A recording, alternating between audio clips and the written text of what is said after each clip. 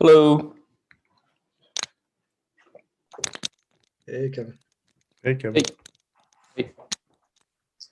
Hello. Yeah, coming too. We're in another meeting together, so he's coming too. Do you know who will speak first? It's Jen, right? He will talk about the first half Yep. The presentation from Jen. presentation. Yeah. Actually, Okay. Kevin, do you have a presentation as well, or just a Q&A? Do I have? He will be. Yeah, I mean we'll be using the same presentation. Okay, all right, sounds good. Yeah. should we have Matt? Matt, do you want me to send you the slides? I think that's okay. They can share the screen. Yeah, I think Luis may need to enable something, but I think that is the best way to do it. Yep. Yeah, actually, you're right. Because Jan should be sharing his own slides. Yep.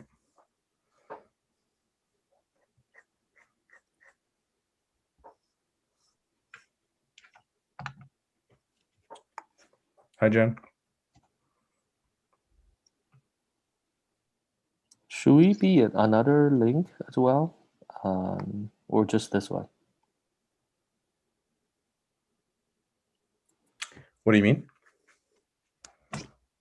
This is the one, right? This is the. This is the link. This is the link for the people that are presenting. Yeah. Oh, I see. Okay, cool. Yep. Everyone else watches it on YouTube or otherwise. Twitter, YouTube, whatever.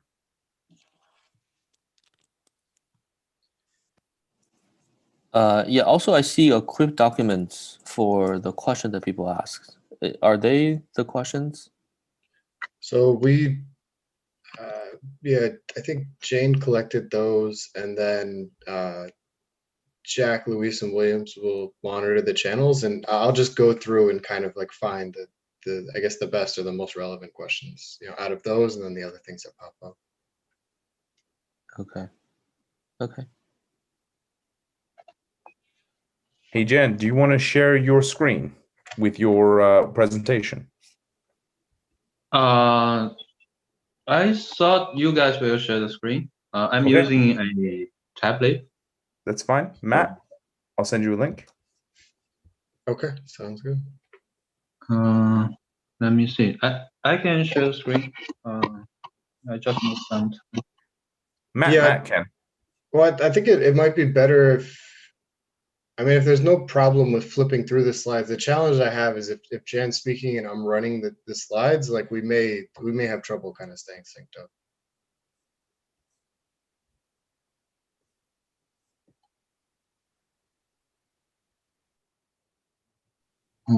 Let me see. Okay, share.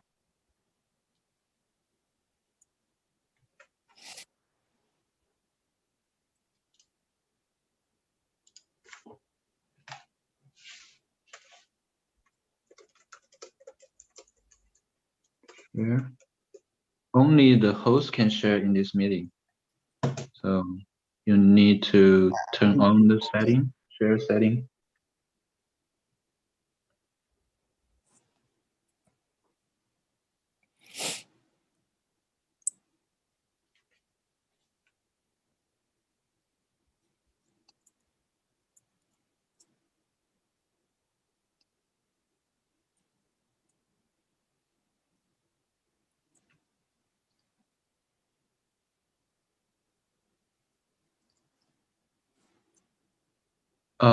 Do you need me to share the screen? Who is the host? I cannot share with share settings turned off. Yeah, let me change it right now. Okay, cool.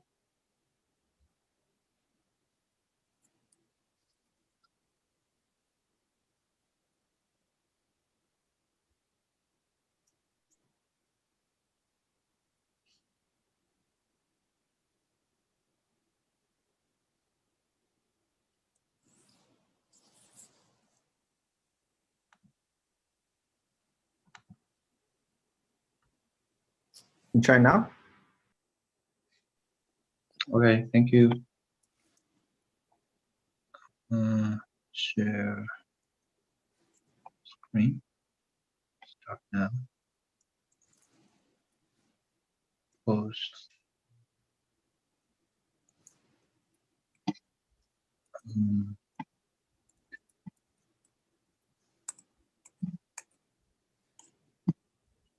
Oops. That looks pretty good.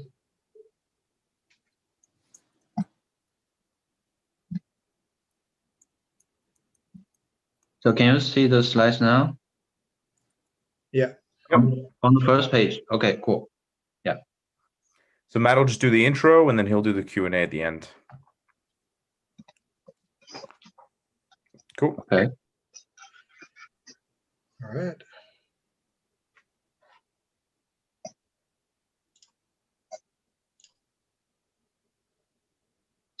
Sorry, you mean I do the intro or Matt do the intro? Matt will do the intro. Matt will Okay. just do the intro and he'll do the Q&A for you guys at the end. Okay, great. Are we live now? Luis? You're live. We're live. All right. All right. Well, welcome everyone to the 5th Nervos Town Hall. Thank you for tuning in. We have plenty of exciting things to cover today. We have co-founder Kevin Wong and chief architect Jan Shi on hand to share plans for Nervos in 2021. So we'll have a presentation and then time for Q&A. There are team members monitoring the chat, so if you have any questions, please just drop those in and Jan and Kevin will answer those after the presentation. I want to say welcome to you guys and turn it over to Jan for a presentation about Nervos in 2021. Okay, cool. Thank you, Matt. Hi, everyone. I'm Jen from Nervos Network. I'm the architect. So today I'll give you a quick overview of our roadmap on research and development and ecosystem on Nervos together with Kevin. Okay, so I'll give you a overview of our research and development roadmap. So before lay out the roadmap to 2021, I want to give you a little introduction to our research and development methodology first, because I've been asked many times why there is no stages or milestones with fancy names like some other blockchain projects do. The main reason is I believe such a multi-year plan would give more incorrect or useless information than useful information. It will mislead our community to think R&D is a predetermined happy journey, while it's actually unknown adventure full of surprises. It's easy to come up with some cool milestone names, but difficult, if not impossible, to keep up with wisdom. Okay. And what's worse is those milestones may be obsolete quickly in the fast-changing crypto world, right? We all know how fast this crazy world changes, right? So we use a different methodology, which we call the Nervos way. Okay, Nervos is going to be a network running on top of many protocols. It's not a single blockchain. We keep essentials in layer 1, make it a minimal foundation, which is stable and secure, and leave anything else to layer 2 or even higher. In 2018, we were mostly working on architecture design and prototypes. In 2019, we focused on the development of layer 1 and brought it online. In 2020, we built developer tools for layer 1 and studied and considered different layer 2 protocols. We never paused a while in the last few years, and we'll keep moving forward fast. The reason you haven't seen many applications on Nervos is not because we are on vacation. It's simply because Nervos is so different. Nervos is a completely new platform in every aspect, from consensus to data structure to virtual machine to documentation, right? We need to work on everything from the start. So we have to spend much more time on development and education than any other projects. So the majority of exciting advancements happen on protocol and tooling levels, not on consumer-facing application level, at the early stage at least. The good news is at this time, we've got needed tools and applications are coming. So thanks for bearing with us in this several years. Mainnet launch is just the beginning. Although we don't set a fixed long-term plan, an approximate long-term goal we have is to complete all design and implementation of Novo's protocol stack before 2024. In my estimation, Layer 1 and Layer 2 design space will very likely be stabilized by 2024. And 2024 is also the first year after the first 4 years halving of CKB, and it feels good to get everything ready by then. The 2024 goal is ambitious, but I think it's achievable. At the beginning of each year, we'll plan our next year towards the 2024 goal based on what we learned last year. This way, we can keep ourselves and Novos flexible and more adaptable to the constantly changing crypto world. So that's why we set a 1-year plan every year. And 2021 is no exception. Each year we'll have more mature protocols, more tools, more applications, and I believe more users. Each year, the development of Novos will be more decentralized and the growth will be driven more by our community than foundation or core team. Okay, so that's a brief introduction to our approach, to our methodology. Now let me get you a quick overview of R&D in 2021. In the first section, I'll talk about core protocol. So an iterative approach, as I mentioned, means Novo's network is always in evolution. Evolution means changes and sometimes radical, right? After over 1 year running, we have collected many useful feedbacks from community and identified some additional features which could make CKB better. To add those features, CKB will need a hard fork, which means all nodes in the network, no matter it's running by users, developers, or miners, need to agree to changes and upgrade to a new version when the CKB node software is ready. Hard fork is a simple and straightforward way to bring breaking changes to Layer 1. It's also a governance task, requires a lot of coordination and full community support. We plan to get the code ready in the mid of year and perform the first hard fork of CKB in 2021. We will propose changes of the hard fork as Novo's RFCs on GitHub. So the main changes in the hard fork will be included. For example, the official RISC-V extension will be introduced to CKB VM.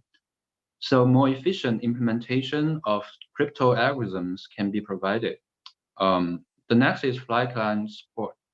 FlyClient is a fast verification method for proof of work blockchain. With FlyClient enabled, users would be able to synchronize to the right tip in seconds.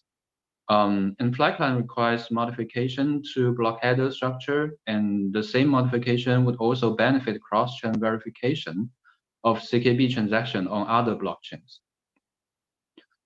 And a new concept called macro op fusion will be introduced to CKB VM.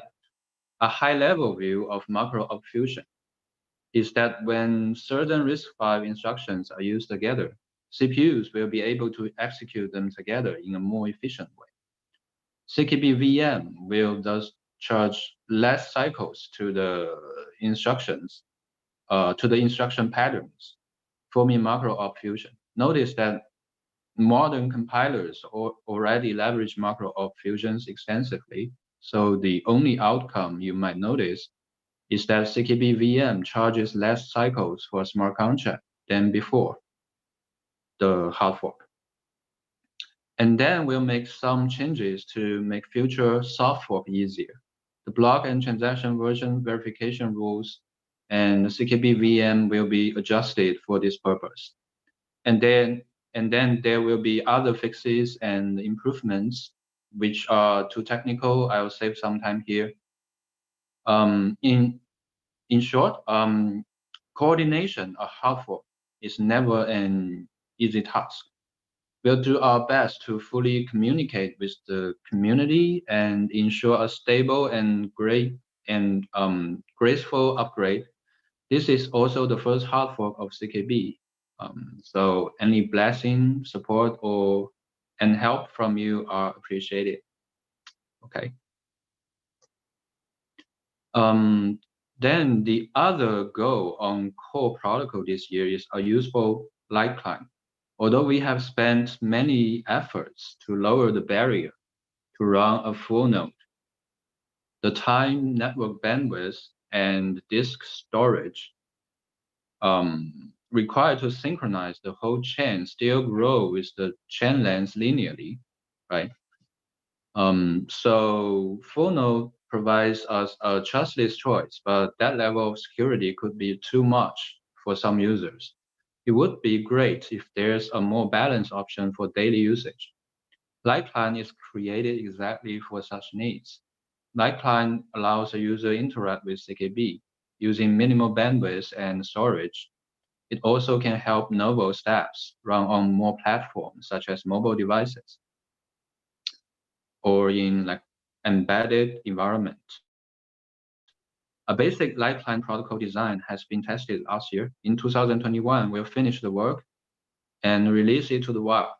We'll build tools and integrate it with Neuron. The basic light client protocol will still download all block headers. The number of downloaded headers could be dramatically reduced if we successfully added light client in the hard fork and switch to a more advanced light protocol. So CKB light client will use a compact block filter to filter and download content with minimum expected bandwidth. Okay, so that's light client. So in 2021, in summary, at the core protocol level, CKB will have its first hard fork, and we will say goodbye to Lina and usher in the second guardian hero. And guess who's she? Okay, now the second section. On layer 2, the second section is about layer 2 and bridges. On layer 2, we will have 3 goals in 2021. The first is the Godwoken and Polyjuice combo. Godwoken is a layer 2 rollup framework on Novo CKB. It provides scaling capability as well as an account-based programming model. Combined with Godwoken, Polyjuice provides an Ethereum-compatible layer on Novo CKB. It leverages account model as well scalability provided by Godwoken. Then integrates EVM1 as an EVM engine for running Ethereum smart contracts. Polyjuice aims at 100% EVM compatibility. Godwoken, together with Polyjuice, has been deployed to Novo CKB's testnet environment. Going into 2021, we will work to get Godwoken and Polyjuice audited and deploy them to mainnet. In addition to this, more enhancements will be introduced to Godwoken. First, Godwoken currently uses proof of authority to simplify design and boost development, but it is not limited to that. A more decentralized proof of stake model, as well as ZK rollup, will be worked on in this year. Scaling features such as BLS signature integration will be introduced for even higher throughput. And Polyjuice provides the first but not the last programming model. We are looking for the next programming model to support in Godwoken. So the more programming models supported, the more dApps and developers could migrate. could migrate between Novos and other blockchains. That's why Godwoken and Polyjuice is one of the pillars of interoperability 2.0. Then the second goal is Axon. Axon is a chain-based layer 2 protocol. We introduced Axon in our position paper 2 years ago. It's not a rollup because it doesn't use CKB as a data availability layer. Data could be unavailable in Axon, and we want to solve the problem with different assumptions and design compared to rollup. We have went through several rounds of Axon protocol design before, but never reached a satisfactory result until now. We have learned more real needs and pain points from our partners through 2019 and 2020, and we believe those experiences will help us make the right trade-offs and bring a better security model and governance model and token economics to Axon. I think we are ready for a new attempt now. Currently, we are still working on the protocol. I hope we can finalize the design and translate into code in 2021. Okay, the next, the third one is payment channel network. In 2020, we began our research with the GPC post, the general payment channel. Discuss ideas on channel synchronization with HTLC, UDT support, watchtowers, payment routing, and payment splitting. We built a prototype to test the ideas and iterated the design many times through last year. The prototype and discussions manifest that a payment channel network on CKB is not only possible, but also more powerful than those on Bitcoin and Ethereum. The composability of general payment channel means UDTs, the user-defined tokens on CKB, can be channelized with zero effort. And UDTs are not only first-class assets on layer 1. They are also first-class assets on layer 2 because they can flow in and out between layers without any modification. That gives a payment channel network maximum liquidity because all assets on layer 1 can join the layer 2 pool without any friction. So that's why I believe a payment channel network with UDTs will create new use cases nobody ever seen. A company's huge potential is the high complexity of channel network. I hope we can work out an initial design and build a small but available payment channel network on mainnet in 2021. Okay.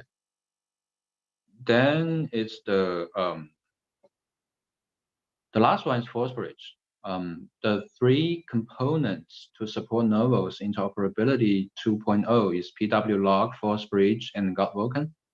So here is Force Bridge. Force Bridge is a universal cross-chain framework facilitating asset transfer between blockchains.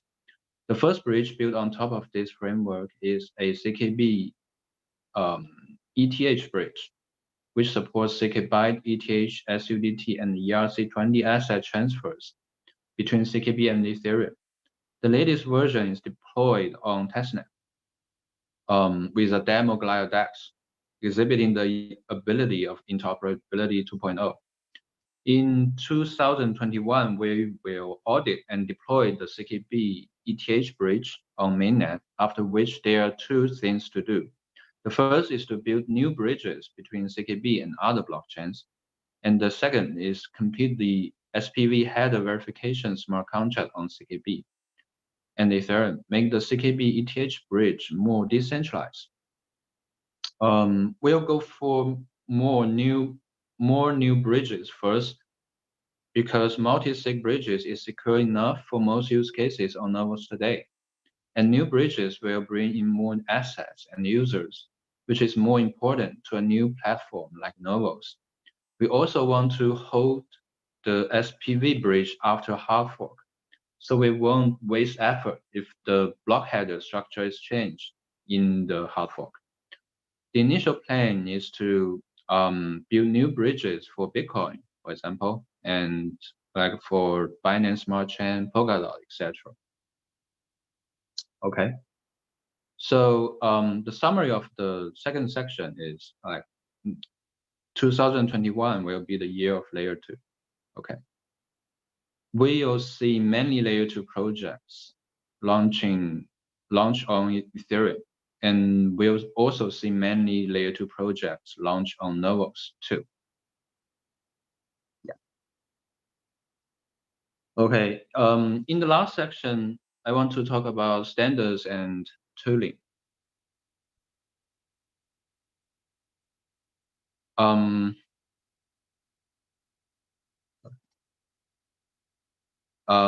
As I said, Novos is a complete new platform, right?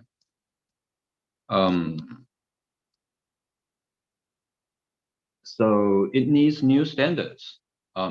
So applications can cooperate with each other to form synergy. Last year, we got SUDT and ACP online with our community together. In 2021, we are going to propose 2 new standards. Extensible UDT and regulation compliance extension. If SUDT is the ERC20 on Novos, then XUDT would be something without an equivalence yet because of its high extensibility. XUDT extends SUDT to make room for additional behavior a UDT might need, for example, regulation, compliance, and governance. XUDT is more like an extensible framework like Chrome, the browser, for which you can create extensions. It doesn't specify or implement any concrete extended behavior itself. The extension can be combined and used in a flexible way when you want to create a new UDT. Like SUDT, we are going to propose a XUDT RFC and provide a default audited implementation on both mainnet and testnet. The regulation compliance extension will be the first extension for XUDT, which is useful for applications with specific compliance requirements, such as stablecoin and STO token. We are also working on a new NFT standard, non-fungible token standard for the real world to represent a different category of assets and meet the needs for applications such as event tickets, commodity coupons, social network badges, and so on. SDKs and tools will be provided for these new standards to reduce the integration barriers. And because CKB is radically different from existing smart contract blockchains, it encountered the common problem every novel platform would face, lacking of tools. That's why we committed to tooling at the beginning of 2020 and worked day and night on it. With the releases of a bunch of tools last year, the barrier of application development is lowered a lot, and we have seen many cowboys have started using them to build applications on Novos. In 2021, we'll continue improving the existing ones and bring some new tools to you. The first is Tipeee, which is a complete dApp development suite on Novos CKB. It aims at providing all the utilities that would come in handy in CKB dApp development. For example, it allows you to start a new CKB blockchain with one click. With Tipeee, you can also tweak the blockchain parameters or even fork the current mainnet or testnet blockchain as a local development blockchain. You can mine blocks at any rate you wish. You can mine 3 blocks, revert 2 blocks, then mine 1 more block. You can also inform Tipeee to mine like 10 more blocks using 3-second intervals. It's even possible to control the transactions in each block. For example, you can tell Tipeee to propose a transaction to CKB, but never commit it on chain. I'll skip a full introduction here. The next one, which is one I'm very excited about, is a new programming language designed for writing novel CKB smart contracts. The name AML stands for the recursive acronym AML is ML. So ML is a programming language. While AML provides a modern programming language with many handy features, one of them is especially useful in smart contract programming, which is formal verification. Not only the language is designed with first-class, state-of-the-art source-level formal verification built-in, the whole compiler transforming AML down to RISC-V assemblies is also formally verified. This design uniquely identifies AML from most other programming languages we use today. And we are hoping a completely formal verified language, including its formally verified compiler, can help ensure maximum security in CKB smart contracts. The third in tooling is crypto primitives. One unique aspect of CKB, which distinguishes it from all the other blockchains, is the ability to provide native crypto primitives. Until now, we have yet to see another blockchain that are capable of shipping efficient crypto primitives in the form of a smart contract. But it's already a reality on CKB, on Novos. In 2021, we will continue to work on this area, hoping to bring more crypto primitives into the CKB world. For example, BLS signature verification. Okay. And the last tool I want to mention is GlideSwap. As the mature of Force Bridge, Vulkan, and PW Lock, the interoperability 2.0 dream will come closer than ever in 2021. We have showed an order book style demo on testnet last year. What's next? GlideSwap is more than a demo. GlideSwap is an open source AMM style DEX template for Novos. It's a complete production ready DEX implementation, including on-chain smart contracts and off-chain components. It provides an easy to deploy vanilla AMM by default and can be used as the base of more complicated DEX. It has the same interoperability as you've seen in the Glide DEX demo and provides better liquidity because any user can contribute liquidity into its liquidity pool. And any developer with minimum technical skill would be able to deploy his or her own AMM on Novos, on CKB. And any team with decent programming skills would be able to fork and build an AMM variant of their own.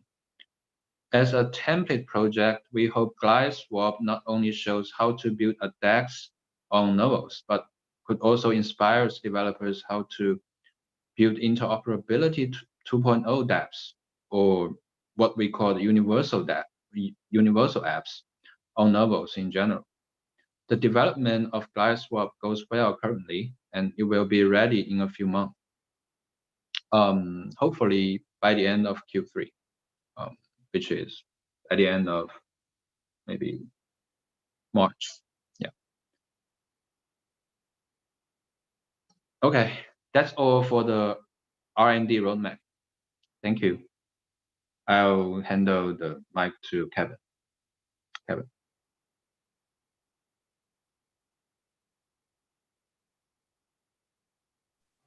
All right. Thanks, Jan. I think one thing I want to clarify is you probably misspoke about the availability of GlideSwap. I think you meant that it will be ready in a few weeks, not a few months. Yeah. So you'll be ready in a few weeks. By the end of this month, that's what we hope. And then, so we're going to be releasing GlideSwap, and then it's going to be AMM style DEX. Yeah, I think that's one of the concrete DeFi primitives and building blocks going forward. Okay. So yeah, so before I go to the next section, I just wanted to give a sort of give the context, right? So a lot of what I'm talking about here is it's driven not only by the core team, but also by community teams. So like Jen said, last year we've seen a lot of infrastructure build up on Nervos, and then this year we're seeing the maturity of the dev tools on Nervos, and then we're seeing a lot more teams coming to contribute and work with the ecosystem. Yeah, so just a lot of this is what we're working on, but also some of it is what we're seeing that will be happening in the community, right? Just to give you a little bit of context. All right, so yeah, so I wanted to talk about the next section, which is developer education and onboarding, right? This year is what we see as a critical year for ecosystem growth. And then, for the ecosystem to grow, we need to bring developers to come to the platform and build applications. And then, one of the most critical part to facilitate that is to have better, developer-facing materials. And this is, in this section, I'll talk about what we're working on. So we're working on documentation and demo applications and tutorials, right? And since a lot of us come from an engineering background, and we really understand the importance of these. So these are for both layer 1, CKB programming, as well as the layer 2 framework that Jen covered with Godwoken and Polyjuice, and also the Force Bridge. And you see, I'll talk about in the next section, right? So not just the individual documentation for these components, but also like how to use them in aggregate, how to integrate them together. We're also building courses. Yeah, so and these are different aspects of, again, how to learn about for developers to learn about come to build on Nervos. And these are going to be more, a guidance, a step-by-step guide for, the key concepts, and with labs, exercises, and also, projects that are with appropriate difficulty level for people to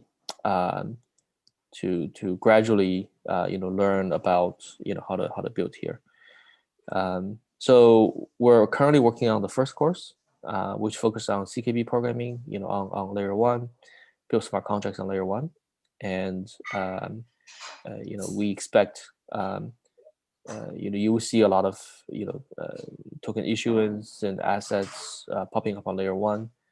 And so that's the first step. And we also have plans to, expand this to other aspects like, layer 2, and also how to work projects that incorporate, many components of Nervos.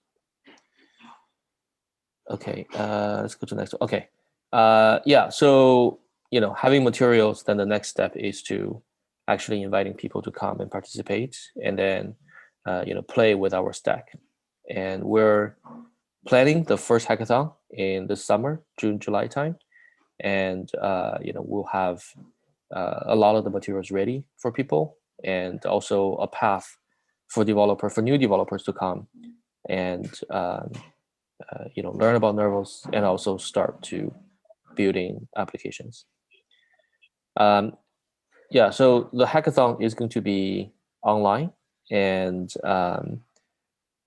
but we're also going to have in-person developer events. So this is mostly for the parts of the world that are that will be open, and we'll see how things will look like in the summer. But for part of the world that will be open, we do want to have in-person events where we can be more one-on-one with developers and sort of give guidance and help. So they likely be around conferences and other hackathons as well. Okay. So the next section I want to talk about is the sort of the solutions, right? So what Jen has been presenting is more on the infrastructure and technology level, and these are the things that we're going to have. But in between infrastructure and application, we see also an important layer, which is sort of solutions, right? This is when, especially for Nervos as a multi-layered framework, right? It's important that these components can work together, right? Can work together for specific purposes. So this is something that we'll also be working on, and also we see, again, solutions coming from the community team as well. So let's go to that. Yeah. So the first is, again, EVM compatibility, and this is going to be one of the highest priorities for us in this year, and we have already seen that EVM has become the de facto ecosystem for DeFi, right? And then when I say EVM instead of Ethereum, is I try to, maybe EVM is not the most accurate word, right? But the ecosystem or the dev tools of currently what you see on Ethereum, I just call it EVM for just to give it a word. But we're seeing this year this ecosystem has solidified its position in terms of, especially in the DeFi space.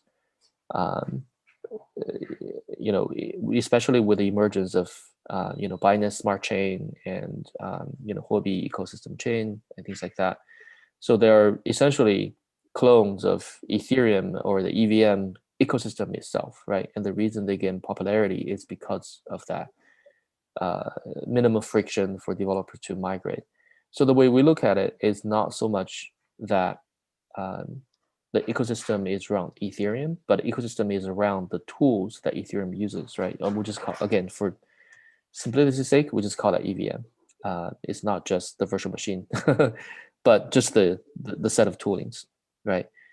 So which means for us to bring that to Nervos is also not just around the virtual machine itself, right? And but also all the tools that come with it, for developers to easily migrate contracts to, to RPC, endpoints, to front end framework like Web3j, JS, and things like that, right? So and that's the entire stack that we'll be working on. So we want to make sure the compatibility of tooling, the standards, ERC20 and non-fungible token standards, that's the most well-known ones, to be compatible. And then the ecosystem tools, like I said, will be compatible as well. So again, and also the integration with other parts of Nervos, right? Especially in the layer one, and then how, and this is the work of Woken, and how tokens and assets can be transferred and applications can be invoked, cross layers and things like that. So these are the things we call solutions. So we want to make sure that all these things work together, right? Not just from a technology level, but also from, integration level. So again, Nervos, as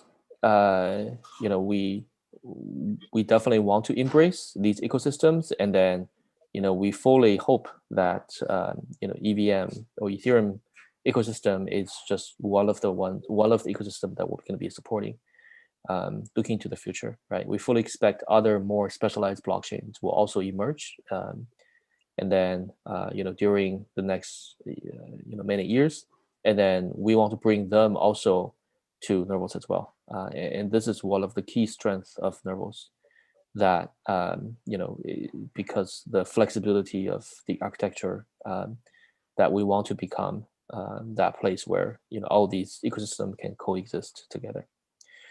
Okay, which leads to the next one, which is what we call universal apps, right? And to be a little bit more specific, for focus on this year, you probably see these what we call universal DeFi apps.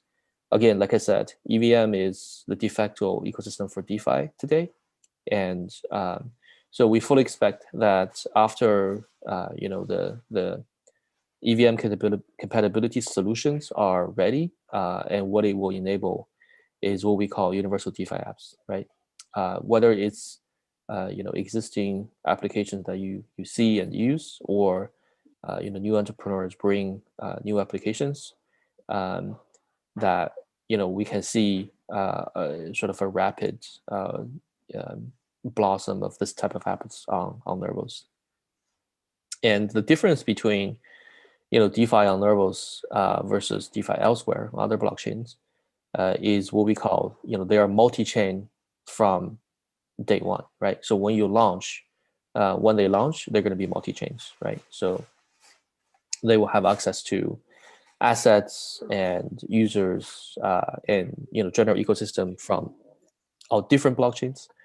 I think Jen covered a little bit of that in this session as well.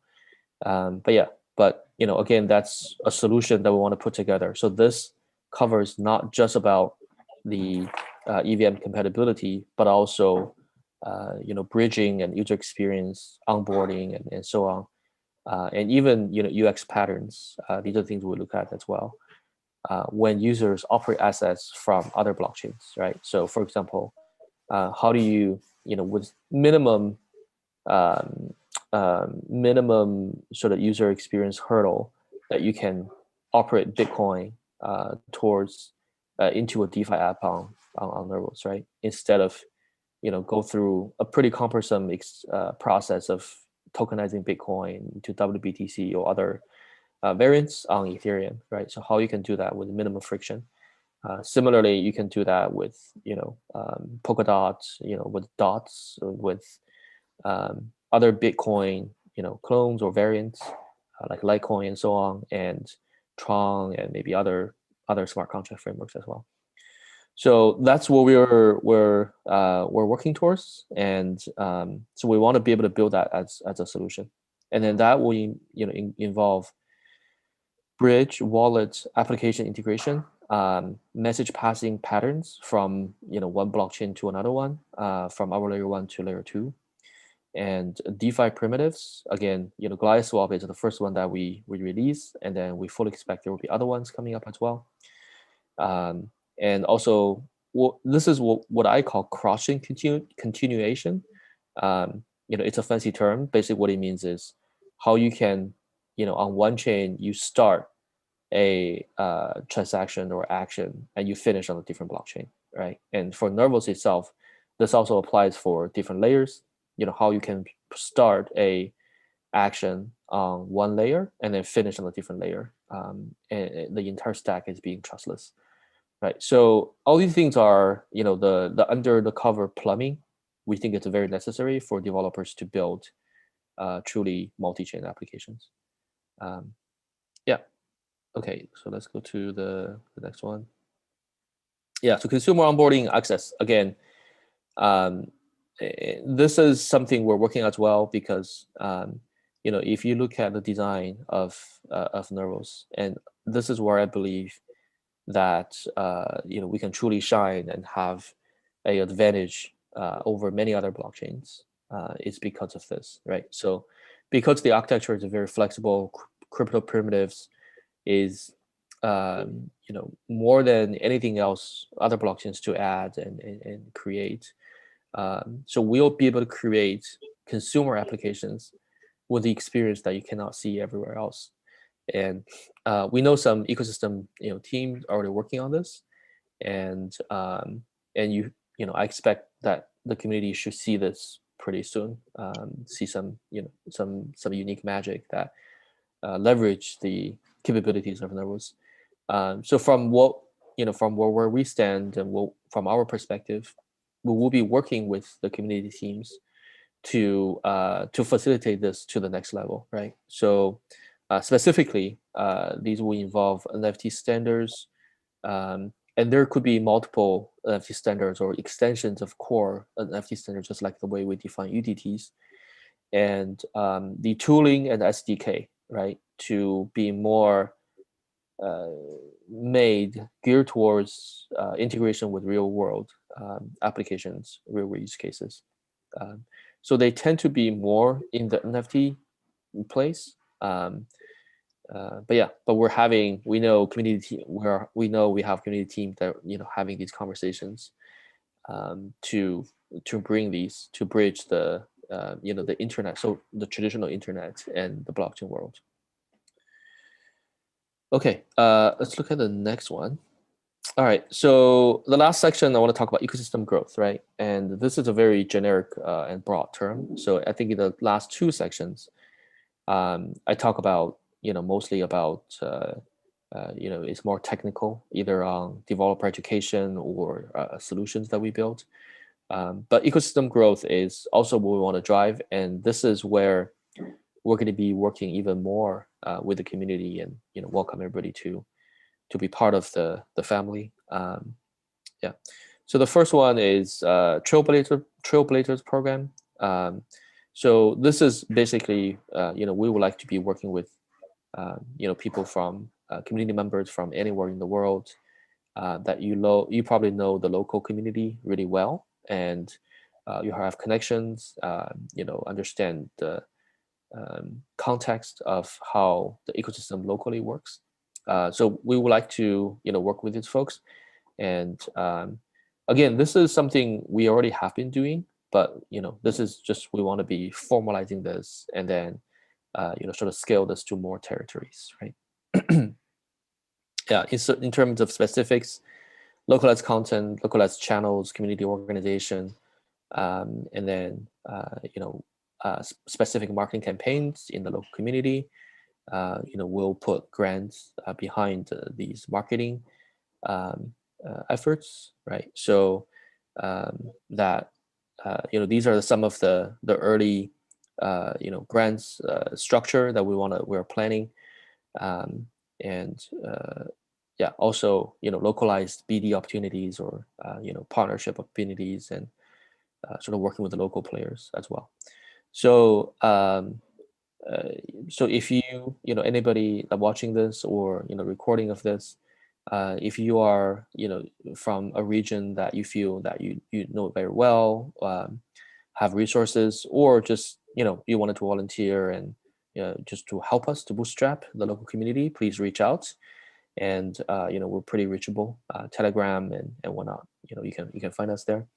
And then we're happy to talk to you about how to move this forward, and then to make Nervos more well known, and make Nervos more accessible to your local community. Okay. Expanded grants program. Yeah. So again, this the grants program, the past year has been focused on infrastructure projects, and this year we want to expand it to more categories, and I think we're ready. We talk a little bit about marketing grants, in the Trailblazers program, but we also want to be able to encourage, integration, whether it's on application level, or it's on integration on, infrastructure level or solution level. There's a lot of low-hanging fruits that we're looking for help. Applications, again, for and this is part of the efforts I will cover in the next section as well. But we want to encourage developers to come and build, right? So we will put grants behind applications as well.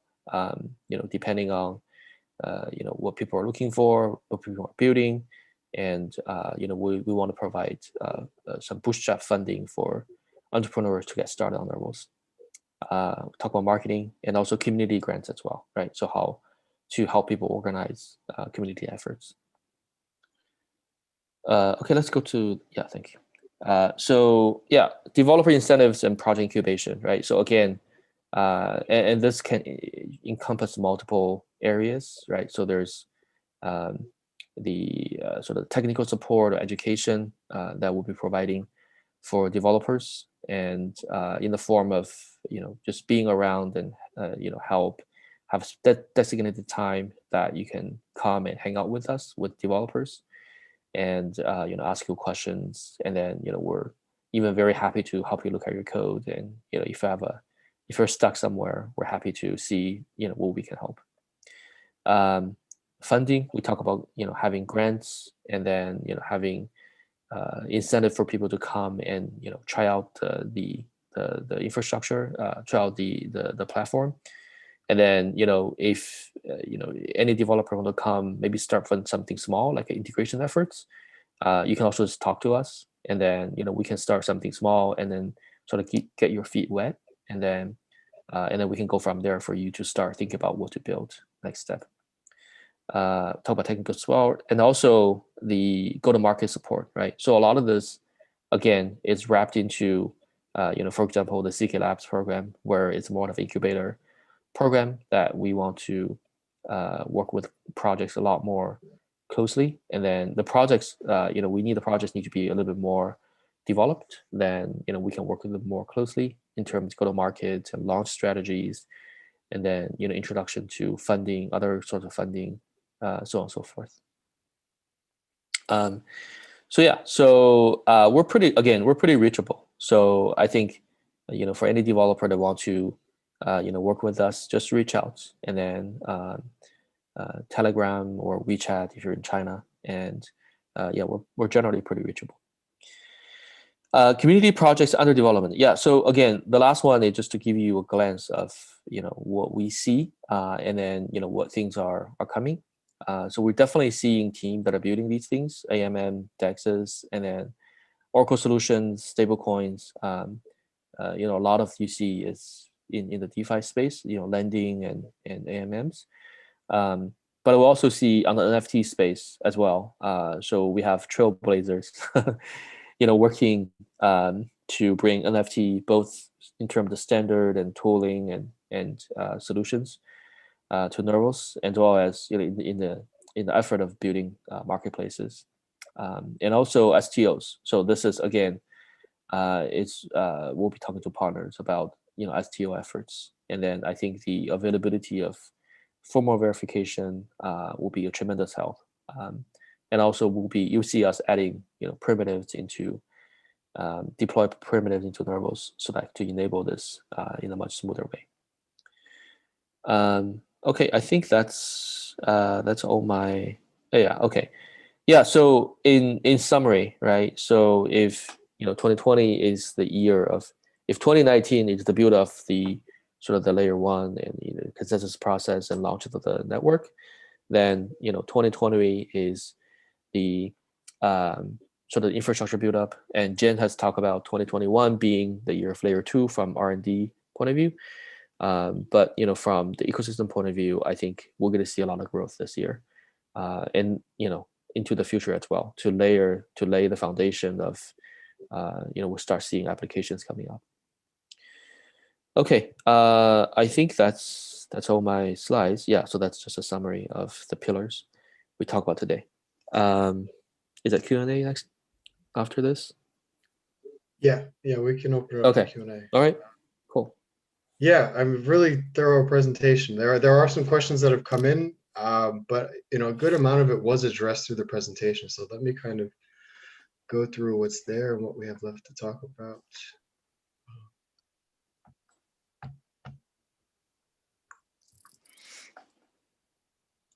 Maybe the hard fork is a good subject. So there's someone that asks, will the hard fork generate new fork coins like BCH or BSV did? And then also another question about the tangible benefits, say on the user side, that they'll see after the hard fork. Okay. So there will be how to answer this. So in general, there will be 2 coins after chain hard fork. But in proof of work setting, usually there will be no miners or hash rate on the old chain, and all miners or the whole community will join the new chain. So even though there will be 2 coins, but the old coin will be dead, and all the whole community will go with the new coin. So actually there will be 1 coin left. So that's the answer. In some rare case, if the community has there's controversial opinions in the community, and they're like for example, in the BTC versus BSV or BCH case, then there will be two coins, and both coins will have miners mining them, and only in that case, yeah, you will got two coins. But I think if there are no controversial problems in our community, and we all agree that the upgrade is good for the ecosystem, is good for the long-term goal, then there will be only one coin. Yeah. And the second question is any like tangible features for users, right? Mhm. So one of them is I think if we successfully merge flight client, support flight client in during this hard fork, then it will bring very different experience to our users, because one of the major problem that users facing today is when they use a Neuron wallet, they need to like fully synchronize with the blockchain first, because Neuron relies on a full node, right? It may take you like 2 hours, 4 hours, depending on your network condition. But if we have flight client support or fast header synchronization, the the sync time may be reduced to like 5 minutes, 10 minutes. So that will be a huge change. Yeah. Yeah, that's one example. Okay. The NFTs on CKB, do you see any I guess ways that they'll be different, say, compared to the NFTs that people see today because of the uniqueness of CKB? Yeah. So from my point of view, NFT tokens on CKB is more how do I say that? It's more combinational, or have it's more easy to composite with other like, NFTs. You can easily combine like several NFTs into a new token, for example, because each NFT is a independent like cell on CKB, right? And there are other, and you own your NFT completely, because NFT are also first class asset on CKB. Like, it's not like stored in a intermediary smart contract like on Ethereum. And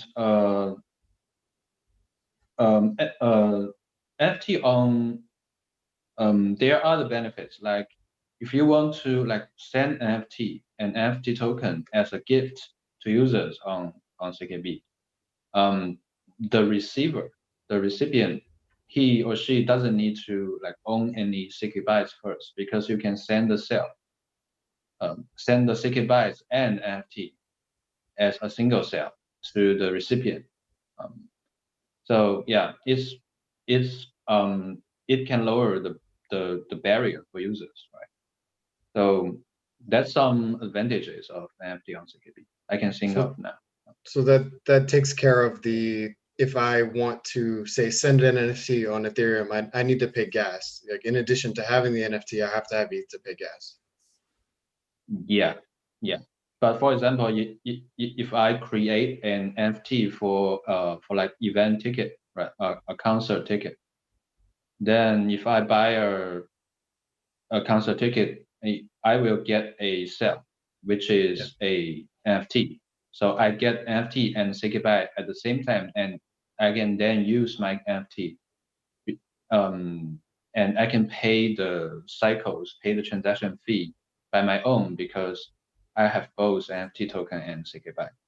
Yeah, that's one use case. Yeah, so just to expand that a little bit, right? So, and this is the uniqueness of the Nervals architecture. If you think about fundamentally, every Nervals cell, every primitive sort of the piece of state in Nervals is an NFT by itself, right? So this is what Jen meant, that NFT is a first-class citizen.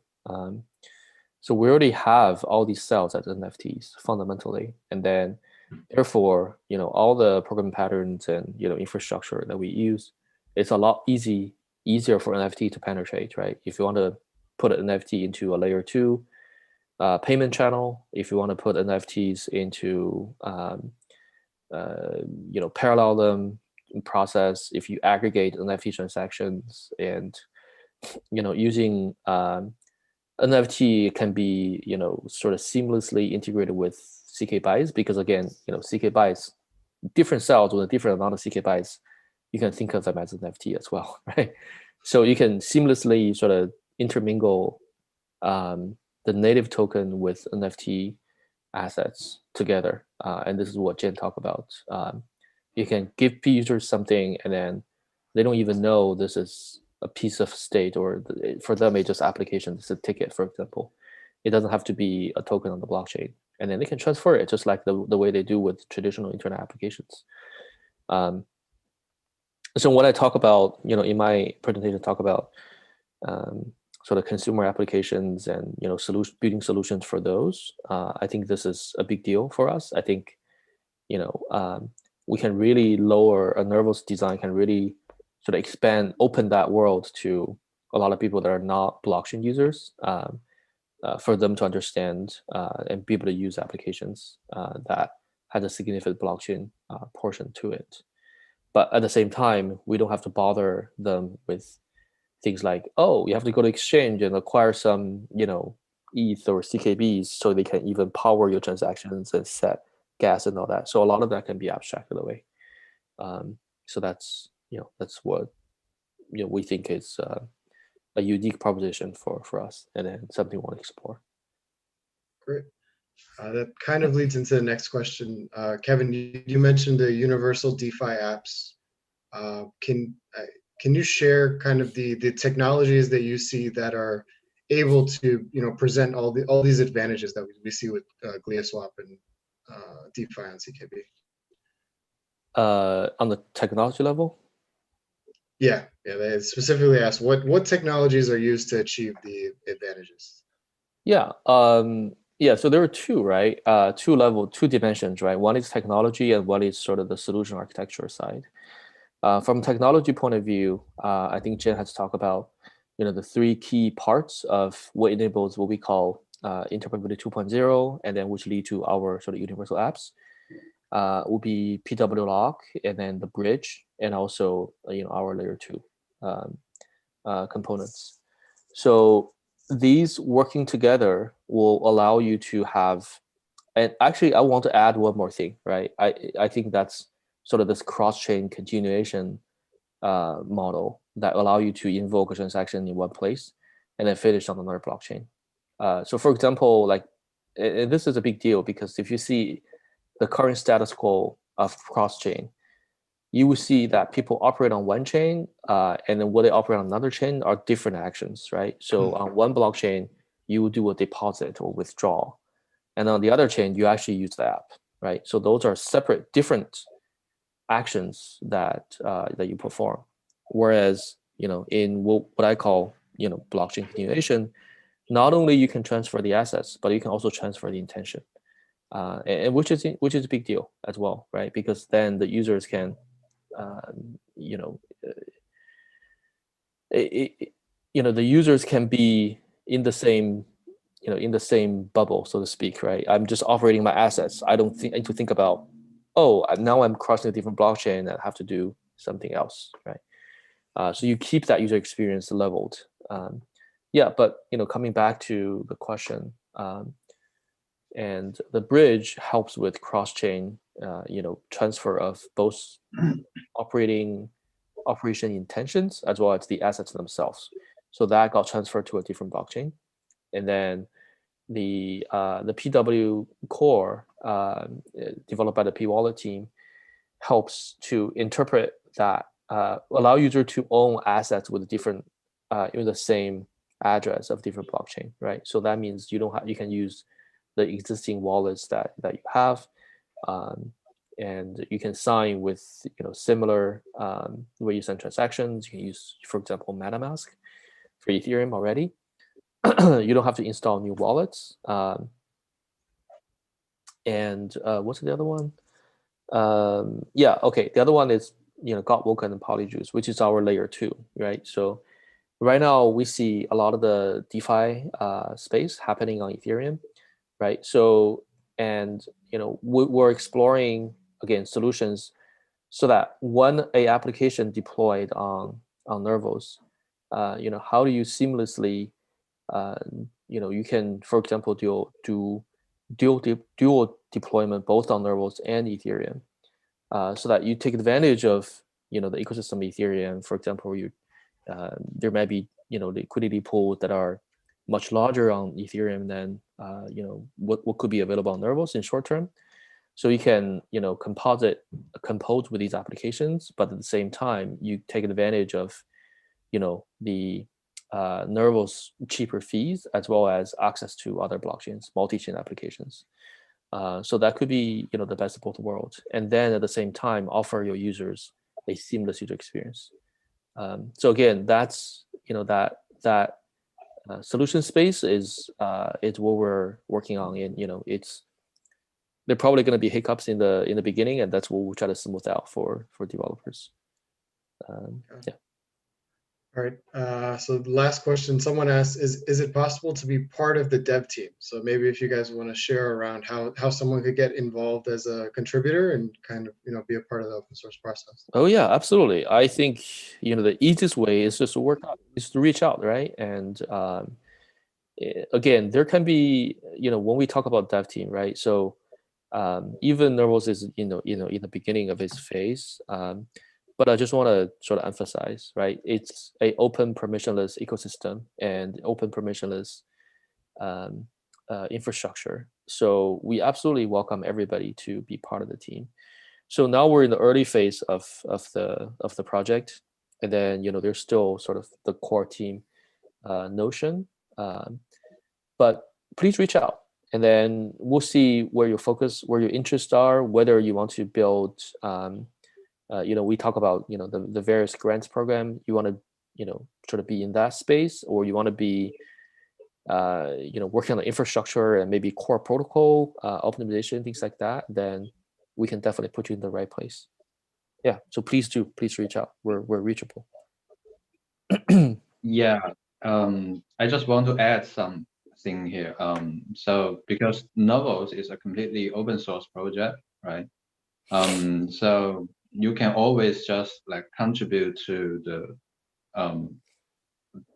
project, and by setting up a CKB node and try to invoke the RPC of CKB node and write some small applications or small demos on your own machine. And I believe you'll find some hiccups or problems during the process, and it will be very helpful for Novos if you can help us fix those bugs and maybe even improve documentation, and all those effort will be very helpful.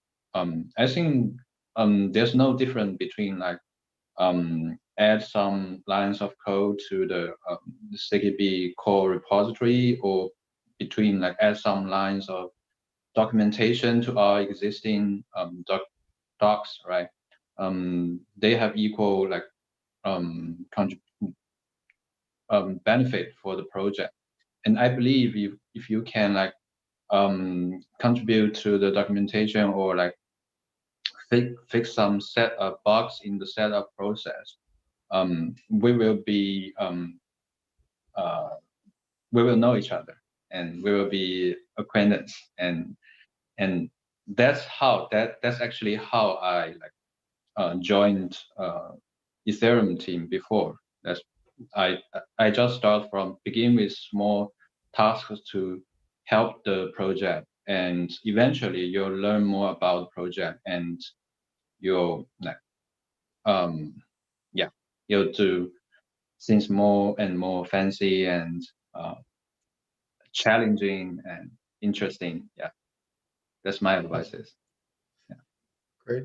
Yeah, look forward to more people getting involved. So on behalf of the community, I want to thank you guys for joining us today and sharing all your insights. And for all of your hard work, you know, bootstrapping this new network. It's great. So yeah, I really appreciate it, guys.